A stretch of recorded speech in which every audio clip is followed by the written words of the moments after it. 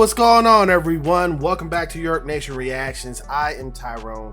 Today on the channel, oh boy, we got a pitch meeting, and it is Ant-Man and the Wasp, Quantumania.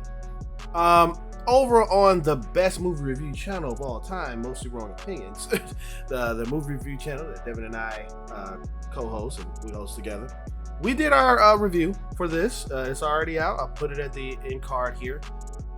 It's pretty bad. That film is pretty bad. What makes it bad is that it's like average and below average, okay? Because, Marvel used to set the standard for, great action movies with a little bit of comedy and stuff like that. But this film is overwhelmingly bad with, it hits a wall with no place to go.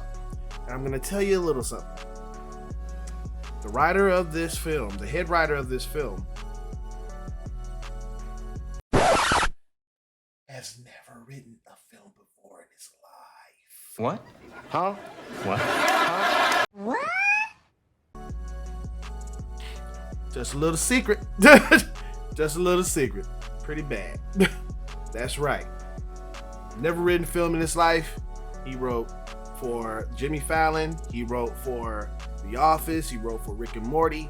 And to have that as your head writer, you can definitely see how this movie turned out, to be honest. But let's go ahead and see what Ryan has to say about this. So, you have a new Ant-Man movie for me? Yes, sir, I do. Oh boy, we gotta make this good, because this is gonna be the kickoff for Phase 5. Yeah. So it's gotta live up to Phase 4, which a lot of people are saying was the most exciting phase yet. Well, wrong. So I figure we make this one take place in the quantum realm. That's where small things are. Very small things, sir, and we're gonna have a ton of excitement in this one. Sick! Oh yes, sick. Tons of helmet removals. Don't you worry about that, there's gonna be a lot. What? Helmet removals, sirs. Characters are gonna take their helmets off dramatically a shocking number of times. Why? Because that's the coolest thing a person could do. Is it? Oh yeah, check this out, sir. Oh my God, right? Do that again, do that again, do that again, do that again. Oh, all right, this is gonna be a good movie. Anyway, so Scott's daughter Cassie is older now, and she's built this machine that can send a signal down to the quantum realm. Right. But Janet is like, well, you can't be doing that. The quantum realm is dangerous. You can't stop doing that. Wasn't she messing around with quantum stuff with them at the end of the last movie? Hey, shut up. And so suddenly this machine goes nuts, and they all get sucked down in the quantum realm. Oh my God! Like they go into it. Oh, okay. So wait, what's Janet afraid of down there?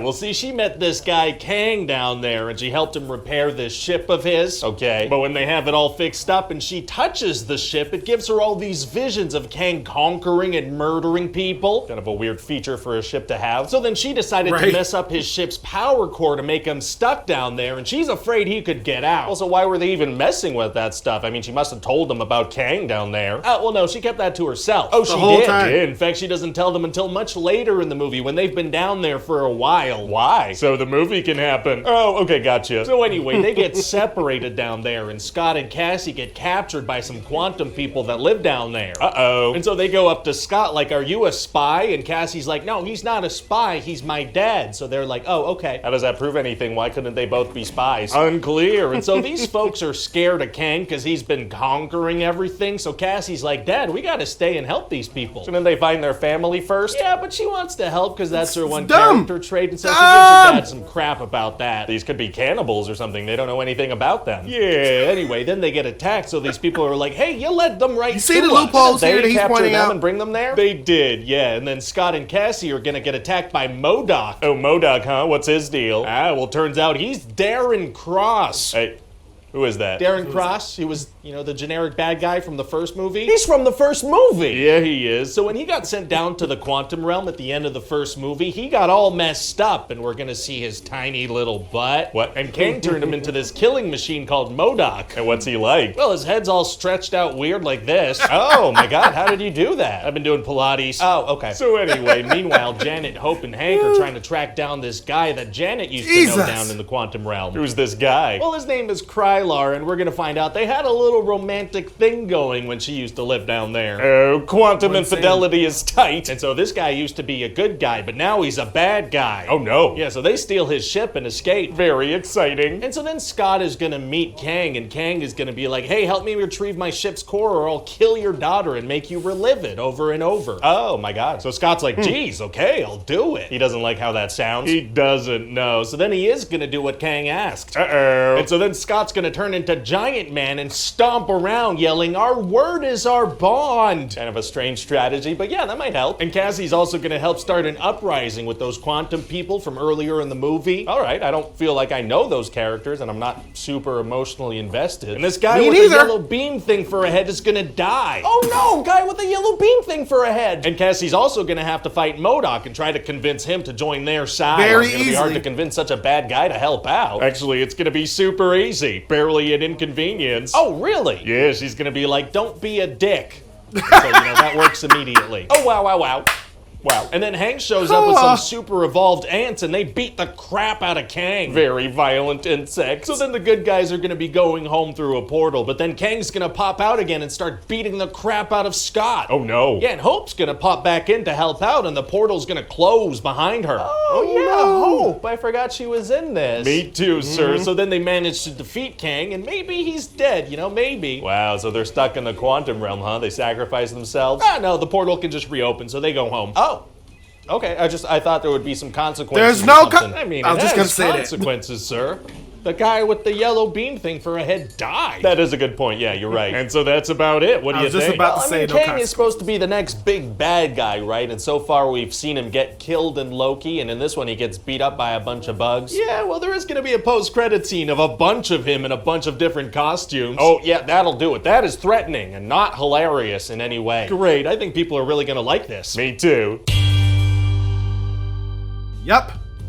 Hi everybody, Ryan George here. Thank you, Ryan. Thank you very much. Yeah, you see the inconsistencies within this script, and then you see there's no threat. It's hilarious. It's hilarious, This is it's a disappointment, man. Being start off of Phase 5. I remember when I used to be so excited for superhero movies from Marvel or from DC even. It's like, man, I get to see stuff that I saw in the comic books, saw on these animated TV shows and movies and stuff like that. It's gonna come to life, and it was so great when it started, but it's just breaking apart because Marvel wants to save money by hiring people that don't care. Okay, they just don't care. There is a blueprint that Marvel must follow, and Kevin Feige shows every director and every producer, says, here, follow this to the T. We'll make it to the mountaintop.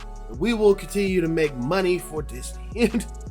But no, man, you can't do that. That's why I love indie films and indie filmmakers. For real, I really do. I love first-time directors who have a knack for making short films or films that are independent, and then they make it to the big screen. In a theater, whatever, and they just show out. Okay, but you gotta do better than hiring a person who wrote for Jimmy Fallon. What? Come on, man. Come on.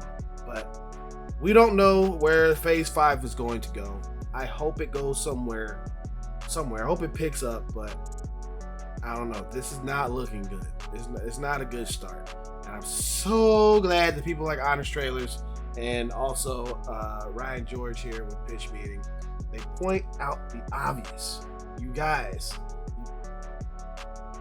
stuff is just not good because it's served to you several times. All right, so it has to be cooked up very well. It has to be, But great job, Ryan George.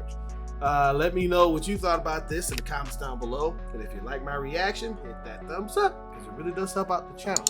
And if you're new to the channel, please consider hitting that subscribe button. And hit the notification bell to stay up to date with everything I do right here on YURP Nation Reactions. See you guys in another video. Peace. Have a good one.